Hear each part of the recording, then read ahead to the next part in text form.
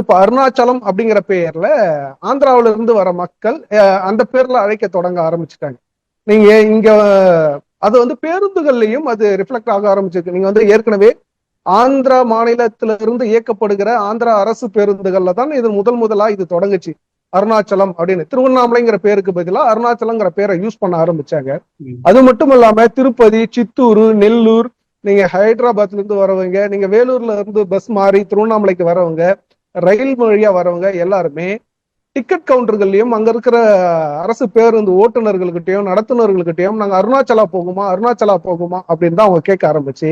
அது என்னன்னா, விழுப்புரம் கோட்டத்துல இருக்கிற சங்கராபுரம் பேருந்து நிலையம், திருவண்ணாமலை பேருந்து போகிற சில பேருந்துகள்ல அருணாச்சலம் அப்படிங்கிற பெயரை பயன்படுத்த ஆரம்பிச்சிட்டாங்க.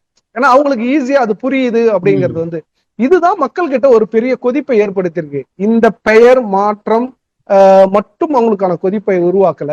அவங்க தொடர்ச்சியா கோவிலுக்குள்ள அவங்களுக்கு அந்த ஆந்திரா, தெலுங்கானா, கர்நாடகா மக்களுடைய ஆதிக்கத்தை அதிகரிக்க ஆரம்பிச்சிருச்சு. ஏற்கனவே நம்மளுடைய நக்கீரன் பத்திரிகையிலே அதை பத்தி எழுதியிருக்கோம். பிற மாநில மக்கள் நீங்க கோவிலை சுற்றியும் கோவில் இந்த நகரத்தில் நிறைய சொத்துக்களை வாங்குறாங்க. நம்ம வந்து என்ன சொல்றாங்கன்னா, இந்த மக்களும் இடங்கள் வாங்குவதோ அவங்க தொழில் செய்வதோ வந்து யாரையும் இங்க வந்து தவறுன்னு சொல்லல.